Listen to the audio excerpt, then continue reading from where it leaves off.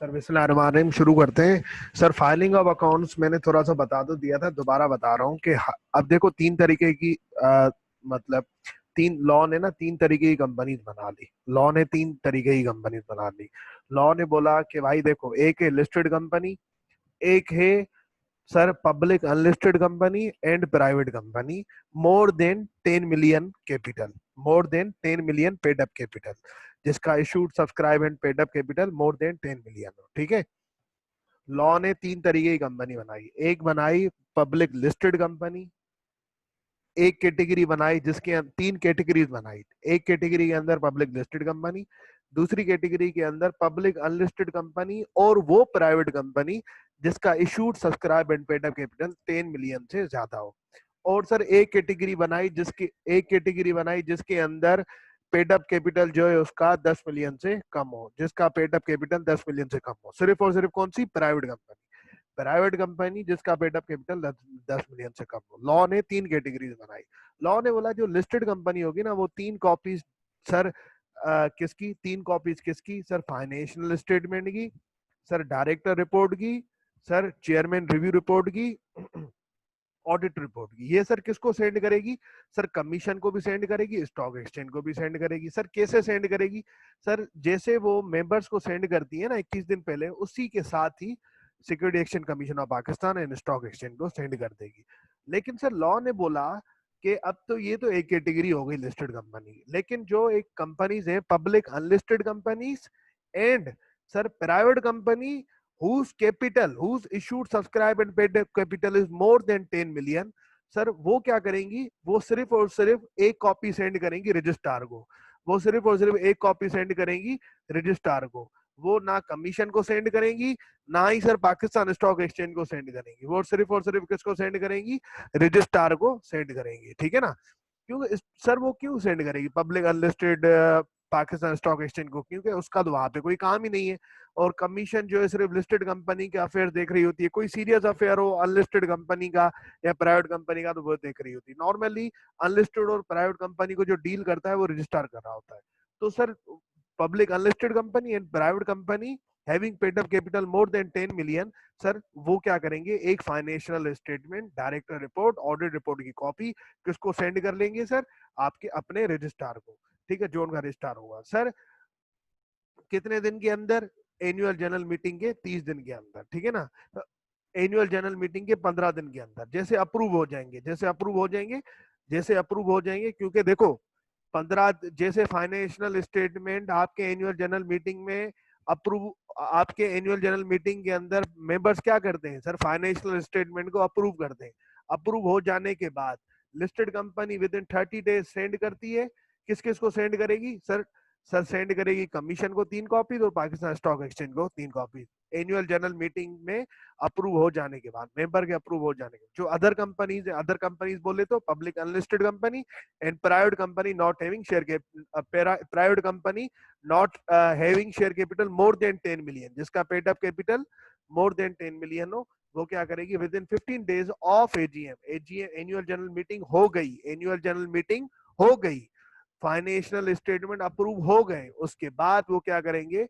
15 दिन के अंदर रजिस्ट्रार को सर सेंड कर देंगे। लेकिन सर लॉ ने बोला जो कंपनी जिसका पेड अप कैपिटल सिर्फ और सिर्फ प्राइवेट कंपनी, जो ना किसी सब्सिडी कंपनी, जो ना के सर किसी पब्लिक अनलिस्टेड कंपनी की सब्सिडरी है या पब्लिक कंपनी की सब्सिडरी है। लॉ ने बोला जिसका पेड अप कैपिटल जो ना किसी पब्लिक की सब्सिडरी है, पब्लिक लिस्टेड की अनलिस्टेड की, और सर उसका पेड अप कैपिटल अगर 10 मिलियन से कम है, तो उसको एनुअल जनरल मीटिंग में अकाउंट्स अप्रूव हो जाने के बाद रजिस्ट्रार को जमा करवाने की जरूरत नहीं है। उस पे रजिस्ट्रार को एनुअल जनरल मीटिंग में अकाउंट्स अप्रूव हो जाने के बाद उस पे रिक्वायरमेंट नहीं है वो सबमिट करवा दे। सर आगे बढ़ते हैं, डायरेक्टर रिपोर्ट। कल ये बात हुई थी कि जैसे ऑडिट, पहले फाइनेंशियल स्टेटमेंट 12 महीने के बन जाते हैं, फिर क्या ऑडिट किया जाता है तो ऑडिटर आता है, ऑडिट करता है 1 महीना 1.5 महीना, उसके बाद ऑडिट रिपोर्ट देता है, उसके बाद डायरेक्टर रिपोर्ट बनती है। और सर अगर लिस्टेड कंपनी होती है तो चेयरमैन रिव्यू रिपोर्ट बनती है और एनुअल जनरल मीटिंग के लिए सेंड की जाती है।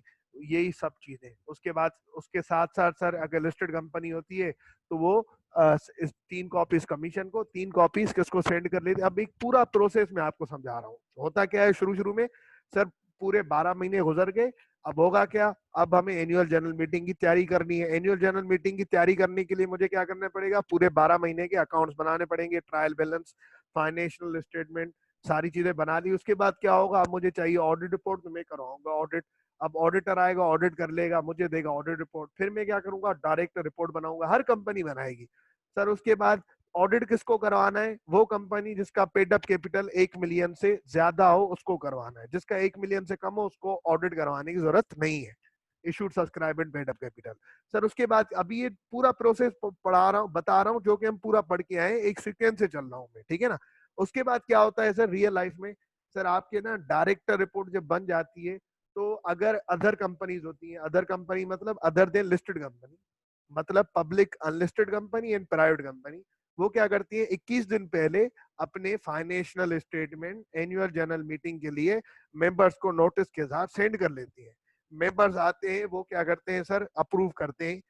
फिर क्या होता है सर, उसी तरीके से ये तो अदर कंपनी ने कर लिया, लेकिन लिस्टेड कंपनी क्या करेगी, डायरेक्टर रिपोर्ट बनने के बाद ऑडिट, फाइनेंशियल स्टेटमेंट बन गए, ऑडिट हो गया, डायरेक्टर रिपोर्ट बन गई, चेयरमैन रिपोर्ट भी बनेगी लिस्टेड कंपनी। फिर क्या होगा, वो 3 कॉपीज सर मेंबर को सबके लिए सेंड करेंगे, मेंबर को एक एक कॉपी सेंड करेंगे 21 दिन पहले लिस्टेड कंपनी। अब लिस्टेड कंपनी यहां तक तो सब कुछ सर पब्लिक अनलिस्टेड और प्राइवेट जैसा किया, सिर्फ और सिर्फ चेयरमैन रिव्यू रिपोर्ट एक उन्होंने अलग से बनाई। दूसरी चीज अलग ये करेंगे कि जैसे 21 दिन पहले एनुअल जनरल मीटिंग के लिए मेंबर को एक एक कॉपी सेंड करते हैं, वैसे ही 3 कॉपीज कमीशन को सेंड करेंगे, 3 कॉपीज पाकिस्तान स्टॉक एक्सचेंज को सेंड करेंगे और अपनी वेबसाइट पे अपलोड कर देंगे। उसके बाद क्या होगा सर, एनुअल जनरल मीटिंग होगी, उसके अंदर फाइनेंशियल स्टेटमेंट अप्रूव किए जाएंगे। कौन अप्रूव करेगा, मेंबर्स करेंगे। अब क्या होगा, अप्रूव हो गए ना, तो अब लिस्टेड कंपनी को लॉ ने बोला कि 30 दिन के अंदर एनुअल जनरल मीटिंग हो गई, अकाउंट्स अप्रूव हो गए, अब 30 दिन के अंदर आपने क्या करना है, लिस्टेड कंपनी, आपने कमीशन को 3 कॉपी भेजनी है अप्रूव्ड अकाउंट्स की, आपने 3 कॉपी पाकिस्तान स्टॉक एक्सचेंज को भेजनी है, ठीक है। लॉ ने बोला पब्लिक अनलिस्टेड कंपनी, प्राइवेट, वो प्राइवेट कंपनी जिसका पेड अप कैपिटल 10 मिलियन से ज्यादा है, वो क्या करेगी, जैसे अकाउंट्स अप्रूव हो जाएंगे एनुअल जनरल मीटिंग के अंदर, उसके 15 दिन के अंदर हमारे पास सिर्फ और सिर्फ रजिस्ट्रार के बाद भेज दें। लॉ ने बोला वो प्राइवेट कंपनी जिसका पेड अप कैपिटल 10 मिलियन से कम है, उसको फिर बाद में अकाउंट्स अप्रूव हो जाने के बाद कुछ भी नहीं करना, उसको बाद में कुछ भी नहीं करना, ठीक है सर। अब डायरेक्ट रिपोर्ट क्या होती है सर, लॉ ने बोला हर वो कंपनी ऑडिट हो जाने के बाद, फाइनेंशियल स्टेटमेंट बन गए, ऑडिटर आया, ऑडिट कर लिया, उसने ऑडिट रिपोर्ट दे दी, अब बननी क्या है, डायरेक्ट रिपोर्ट। लॉ ने बोला वो कंपनी जिसका issued, subscribe and paid up capital 3 million से कम है, उसको डायरेक्ट रिपोर्ट भी बनाने की जरूरत नहीं है। लॉ ने बोला वो प्राइवेट कंपनी, सर वो कंपनी, प्राइवेट कंपनी जो ना के पब्लिक कंपनी की सब्सिडरी है, ना के सर उसकी होल्डिंग कंपनी है। लॉ ने बोला पब्लिक कंपनी की सब्सिडरी जो नहीं है, जो बिल्कुल अलोन है, जो बिल्कुल अलग है, अलग। सर अगर उसका किसी पब्लिक कंपनी से लिंक नहीं है, लिंक बोले तो सब्सिडरी एंड होल्डिंग वाला, और अगर उसका पेड अप कैपिटल 3 मिलियन से कम है, नॉट अथोराइज कैपिटल, मैं बोल रहा हूँ issued, subscribe and paid up capital. Authorized capital is the maximum amount of share capital a company can issue, ठीक है ना, कंपनी कैन जनरेट। मैं बात कर रहा हूँ issued, subscribe and paid up capital जिसका 3 मिलियन से कम है, उसको डायरेक्टर रिपोर्ट इशू करने की जरूरत नहीं है। सर डायरेक्टर रिपोर्ट होती क्या है, जो कि ऑडिट रिपोर्ट के बाद दी जाती है हर कंपनी को सर। ये 3 वाली बातें तो करनी ही करनी है जो अभी पढ़ेंगे। प्राइवेट कंपनी सिर्फ और सिर्फ ये 3 बातें करेगी, पब्लिक कंपनी लिस्टेड हो या अनलिस्टेड हो, ये 3 बातें तो करेगी, इसके बाद में भी और कुछ बातें करेगी, वो बाद में बताऊंगा। ये 3 बातें प्राइवेट कंपनी भी करेगी डायरेक्टर रिपोर्ट के अंदर, सर पब्लिक लिस्टेड भी करेगी, पब्लिक अनलिस्टेड भी करेगी। प्राइवेट कंपनी सिर्फ 3 बातें करेगी, ये जो अभी बताने जा रहा हूँ, उसके बाद वो कुछ भी नहीं करेगी। पब्लिक लिस्टेड और अनलिस्टेड की काफी डायरेक्टर रिपोर्ट बड़ी होती है। सर डायरेक्टर रिपोर्ट के अंदर हर कंपनी बता रही होती है कि हमने पूरे साल में हमारा कारोबार कैसे चला, हमारे कारोबार में कितनी सेल हुई, हमारी कौन कौन सी अचीवमेंट रही, हमने अपने एम्प्लॉयज को कितना बोनस दिया, सर हमारे कौन कौन से प्रोजेक्ट्स हैं, अभी हम कहाँ पे प्रोजेक्ट लेने वाले हैं, हम आगे क्या करेंगे, हमारी फ्यूचर प्लानिंग क्या है, पूरी बिजनेस का पूरे साल का अफेयर। जैसे जैसे अगर अभी किसी कंपनी का जून 30 का ईयर एंड होगा या 31 दिसंबर का ईयर एंड होगा, तो अभी जो डायरेक्ट रिपोर्ट बनेगी 2020 की, तो सर उसके अंदर सब सारे डायरेक्ट रिपोर्ट के अंदर क्या आ रहा होगा कि मार्च के अंदर सर कोरोना आ गया, उस पूरी दुनिया के अंदर मार्च के अंदर कोरोना आ गया, जिसकी वजह से हमें 1 महीने का लॉकडाउन करना पड़ा, जिसकी वजह से हमारे ऑपरेशन में कमी आई, लेकिन स्टिल हमने सरवाइव कर लिया। तो ये इस तरीके का बिजनेस अफेयर होता है, पूरे साल की ब्रीफिंग देना, इस चीज का आपके कारोबार पे क्या इफेक्ट पड़ा। उसके बाद डायरेक्ट रिपोर्ट के अंदर आ रहा होता है हम आपको डिविडेंड कितना प्रोपोज करने जा रहे हैं। डायरेक्टर डिविडेंड प्रोपोज करते हैं तो वो डायरेक्टर रिपोर्ट के अंदर लिखते हैं। तीसरी चीज सर, पहली चीज क्या बताएंगे, पूरे साल में हमारी क्या परफॉर्मेंस रही sir, affairs of the business. दूसरे में बताएंगे कि हमने कितना डिविडेंड प्रोपोज करने जा रहे हैं। तीसरे में क्या बताते हैं सर, हमारा अब देखो एक होता है reserve account. Sir reserve account क्या होता है, देखो होता क्या है कि आप जब 100, आप क्या करते हो, जब आप का लेट सपोज कोई 1000 रुपए प्रॉफिट आ गया, प्रॉफिट आफ्टर टैक्स आपका 1000 रुपए आ गया।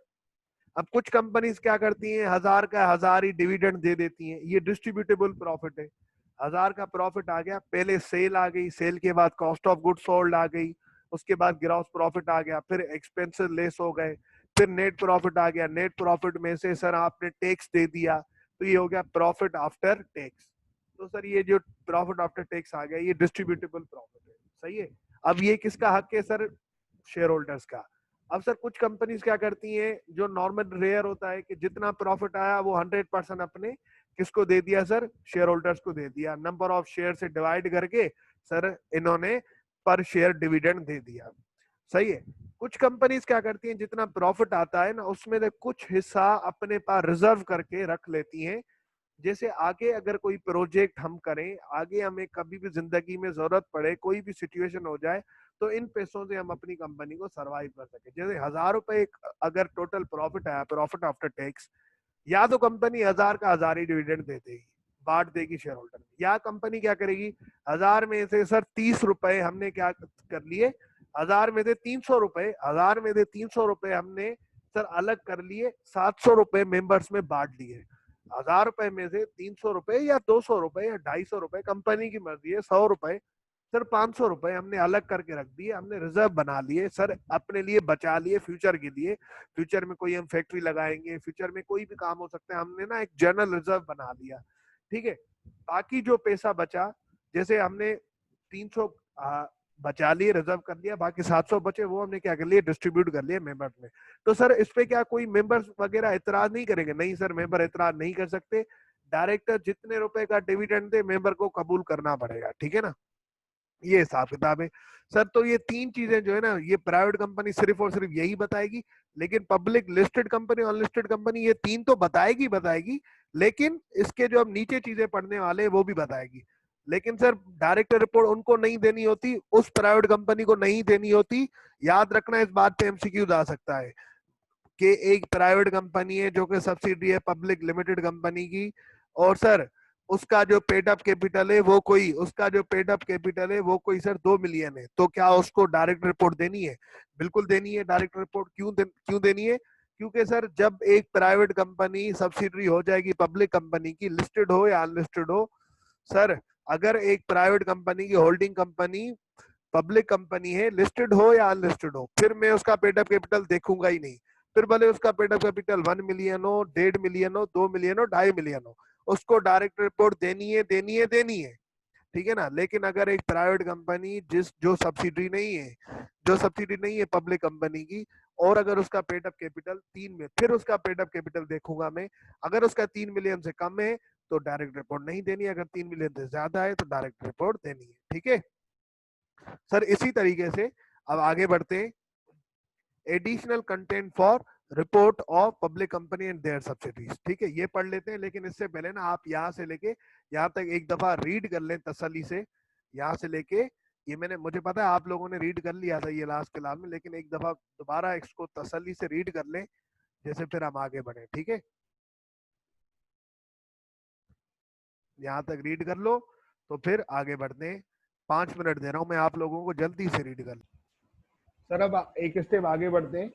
अब बात सुनो, जो आपकी वो पब्लिक वो प्राइवेट कंपनी, अब देखो अगर सिर्फ प्राइवेट कंपनी जिसका कोई कनेक्शन नहीं है पब्लिक कंपनी से, वो सिर्फ और सिर्फ जो ऊपर तीन बातें पढ़ के आए ना, सिर्फ और सिर्फ रिपोर्ट में वो लिखेगी, बस बात खत्म हो जाएगी डायरेक्टर रिपोर्ट के अंदर। लेकिन पब्लिक कंपनी लिस्टेड हो या अनलिस्टेड हो, और वो प्राइवेट कंपनी जो कि सब्सिडरी कंपनी है पब्लिक कंपनी की, पब्लिक कंपनी लिस्टेड हो या अनलिस्टेड हो, और वो प्राइवेट कंपनी सर जो सब्सिडरी है पब्लिक कंपनी की, अब उसको जो है ना अपने रिपोर्ट्स में ये वाली सारी बातें लिखनी पड़ेगी, ये वाली सारी बातें लिखनी पड़ेगी, यहाँ तक, यहाँ तक, यहाँ तक सारी बातें लिखनी पड़ेंगी सर, यहाँ तक सारी बातें लिखनी पड़ेंगी, यहाँ से लेके, यहाँ से लेके डायरेक्टर से लेके यहाँ से नीचे तक,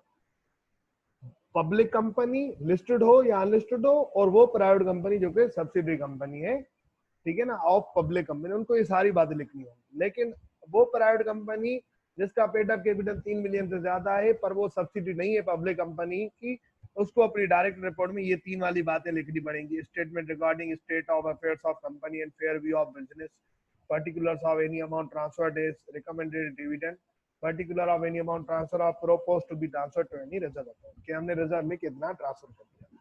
अब आ जाए पढ़ लेते हैं।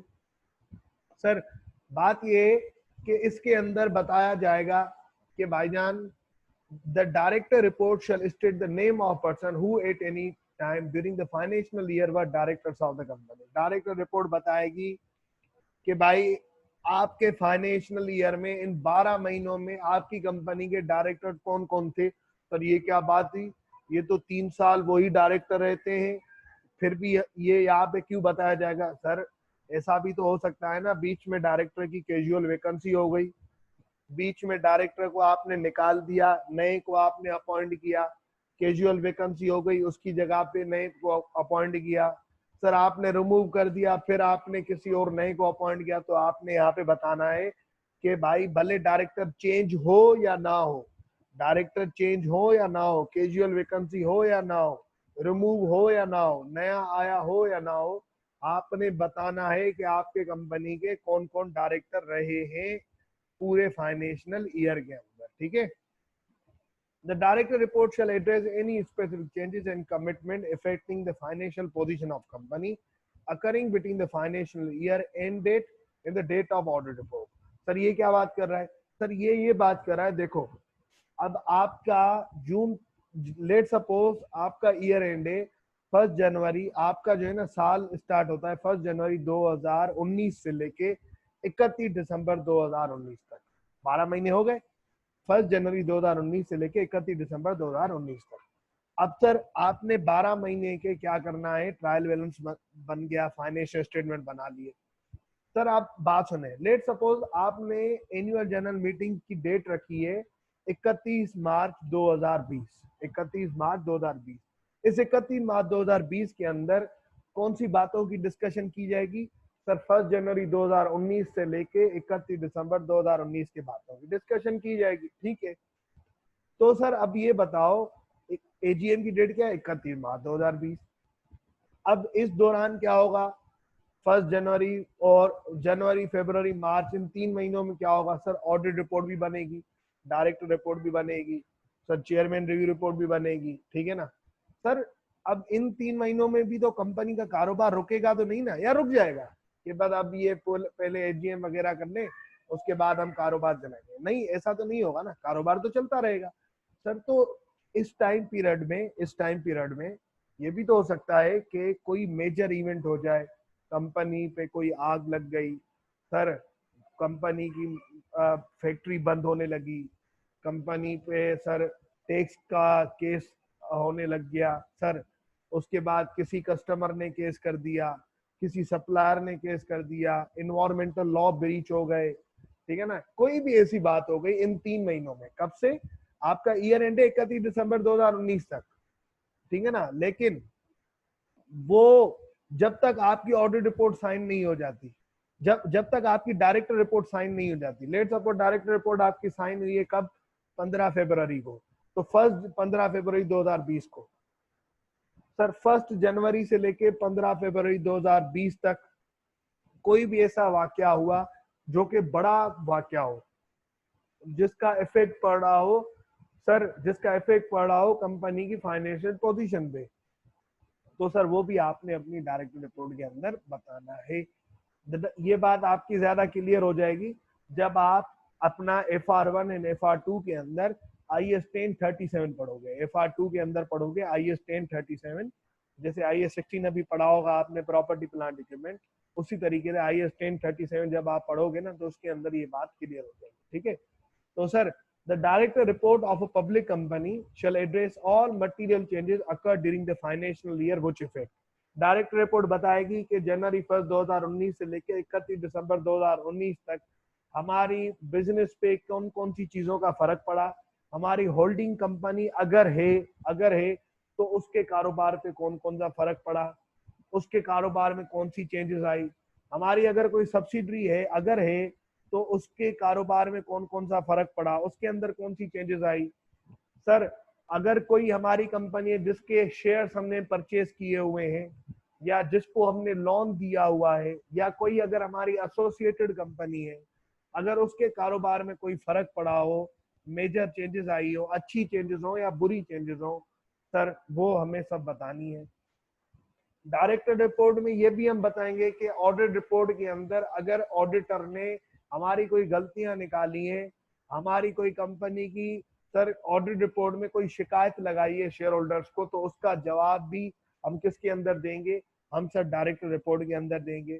अगर हमारी कंपनी ने ड्यूरिंग द ईयर लॉस हुआ कंपनी को, जैसे जरूरी तो नहीं है ना कि यार सेल आपने की, कॉस्ट ऑफ गुड सोल्ड आपने की, ग्रॉस प्रॉफिट आ गया, एक्सपेंसेस आपने की और प्रॉफिट आ गया, जरूरी तो नहीं कि एक्सपेंसेस के बाद प्रॉफिट आ जाए, लॉस भी तो आ सकता है। सेल आपने की, आपकी कंपनी की उस साल सेल इतनी नहीं हो सकी, खर्चे बढ़ गए, प्रॉफिट नहीं आया, लॉस आ गया, ऐसा हो सकता है ना, प्रॉफिट एंड लॉस अकाउंट के अंदर लॉस आ जाए।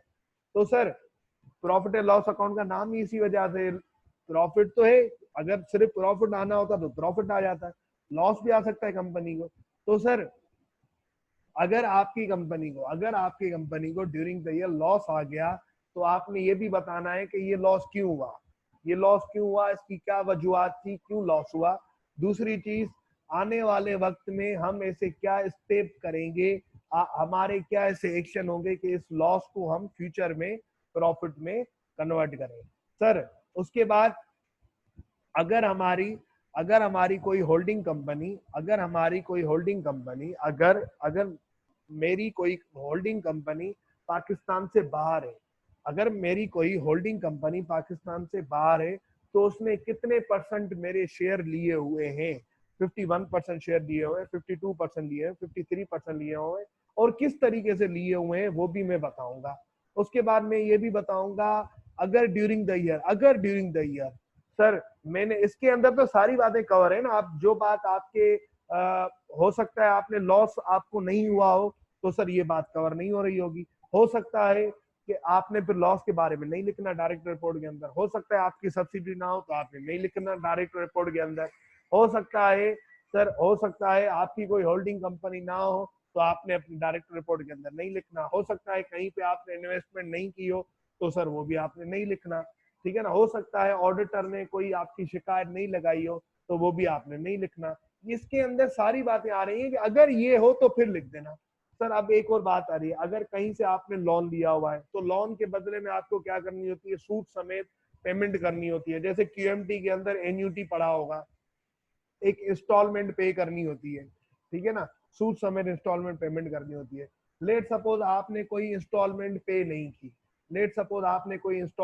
नहीं की, आपने रीपेमेंट टाइम पे नहीं की, जिसकी वजह से आप डिफॉल्टर हो गए, आप पे कोई पेनल्टी लग गई, ठीक है ना, लेट सपोज आपने कहीं से लोन लिया हुआ था जिसकी वजह से आपने टाइम पे रीपेमेंट नहीं की, या सर प्रिंसिपल अमाउंट की रीपेमेंट टाइम पे नहीं की, या इंटरेस्ट की टाइम पे रीपेमेंट नहीं की, जिसकी वजह से डिफॉल्ट का नाम लग गया, आप पे ठप्पा लग गया या पेनल्टी लग गई, तो वो भी आपने बताना है कि आपने क्यों टाइम पे नहीं की, क्यों टाइम पे रीपेमेंट नहीं की, क्यों आपने इंटरेस्ट के साथ पेमेंट, उसका रीजन भी आपने बताना है। आपने ये भी बताना है कि सर मेरी कंपनी पे कौन कौन से रिस्क हैं, मेरे कारोबार पे कौन कौन से रिस्क हैं, ये सारी बातें बताते हैं। अब सर बात ये कि लिस्टेड कंपनी को लॉ ने कहा, लिस्टेड कंपनी को लॉ ने कहा यहाँ तक ना ये सारी कंपनीज रुक जाएंगी, यहाँ तक सारी कंपनी रुक जाएंगी।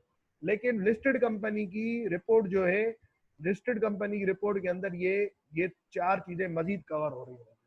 लिस्टेड कंपनी की रिपोर्ट स्टार्ट कहाँ से होगी सर? लिस्टेड कंपनी की रिपोर्ट स्टार्ट होगी यहाँ statement regarding state of affairs of company से लेके ये 3 पॉइंट्स, ये सारे पॉइंट्स, और सर यहाँ तक लिस्टेड कंपनी की रिपोर्ट चल रही होगी। जो बाकी कंपनीज होंगी, जो प्राइवेट कंपनी होगी जिसका पेड अप कैपिटल 3 मिलियन से ज्यादा होगा पर वो किसी भी पब्लिक कंपनी की सब्सिडी नहीं होगी, उसके अंदर सिर्फ ये 3 पॉइंट्स आएंगे, ये वाले 3 पॉइंट्स, बाकी कोई पॉइंट नहीं आएगा। लेकिन public listed company, unlisted company और वो प्राइवेट कंपनी जिसका जो सर सब्सिडी है पब्लिक कंपनी की, उसकी सर वो 3 पॉइंट्स तो आएंगे ही आएंगे, पर ये नीचे भी यहाँ तक पूरे पॉइंट्स आ रहे होंगे, ठीक है ना। लेकिन पब्लिक अनलिस्टेड कंपनी की और private company subsidiary of listed company की भी रिपोर्ट यहाँ पे खत्म हो जाएगी, लेकिन लिस्टेड कंपनी की रिपोर्ट के अंदर ये भी सारी बातें आ रही हैं। इनमें क्या लिखा हुआ है sir? The business review of listed company must at least cover the following, the main trend and factors likely to affect the future development, performance and position of the company. अगर अब इसका क्या मकसद है सर? लेट सपोज एक example दे रहा हूं कि अब जैसे कि सर हैदराबाद के अंदर एक सीए का इंस्टीट्यूट एक ही अलग, लेट सपोज कोई एक और ओपन हो गया, अब देखो कंपटीशन आ गया, अब क्या हो गया? कंपटीशन आ गया। अब ये ना हमें अब डायरेक्ट अलम के डायरेक्टर्स को ये बताना पड़ेगा, लिस्टेड कंपनी अलम इज अ लिस्टेड कंपनी, उसके डायरेक्टर्स को बताना पड़ेगा भाई अब ना एक कॉम्पिटिटर आ गया है मार्केट के अंदर, तो अब हमारे ना कारोबार में इस तरीके का इफेक्ट आ सकता है हमारी।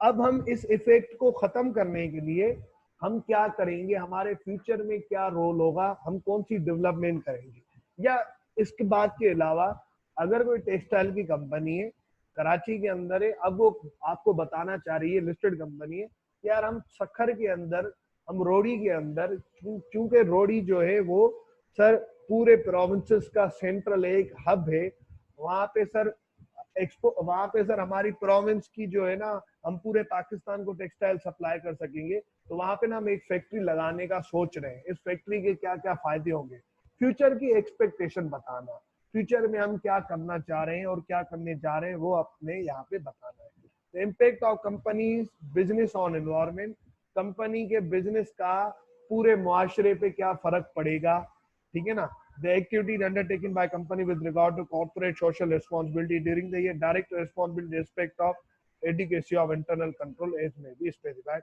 और डायरेक्टर की पूरी इन चीजों में क्या क्या रिस्पॉन्सिबिलिटी, ये सब बताना है सर। वही बात, डायरेक्टर रिपोर्ट को साइन कौन करेगा? अब देखो दो, जब डायरेक्ट रिपोर्ट बनती है ना, उसके बाद साथ साथ लिस्टेड कंपनी की जिम्मेदारी होती है कि स्टेटमेंट ऑफ कंप्लायंस रिपोर्ट बनाई जाए। स्टेटमेंट ऑफ कंप्लायंस रिपोर्ट पता है क्या होती है? स्टेटमेंट ऑफ कंप्लायंस वो रिपोर्ट होती है कि हमारी हर लिस्टेड कंपनी की जिम्मेदारी होती है,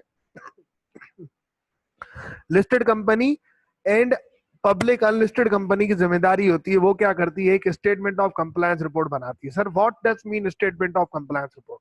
sir statement of compliance report का मतलब ये होता है कि हम क्या करते हैं, कंपनीज एक्ट की, कंपनी लॉ की सारी वो बातें जो कि कंपनी ने फॉलो करनी है, कंपनीज एक्ट की सारी वो बातें जो कि कंपनी ने फॉलो करनी है, क्या कंपनी ने पूरे साल में वो फॉलो की या नहीं की, क्या कंपनी ने वो पूरे साल में जो कंपनी लॉ ने बातें कही हैं जो कि हम पढ़ के आए हैं, क्या वो सारी बातें पूरी की कि नहीं की, ये क्या करना होता है, हर कंपनी ने बनानी होती है। हाँ भाई ये हमने बात पूरी की, ये हमने बात पूरी नहीं की, ये हमने पूरी बात की, हर बात के सामने बताना होता है कि हाँ यार हमने ये बात, आपका ये सेक्शन नंबर पूरा किया, ये नंबर सेक्शन पूरा किया, ये हमसे मिस हो गया, हम नहीं कर सके, ये पूरी एक बनानी होती है।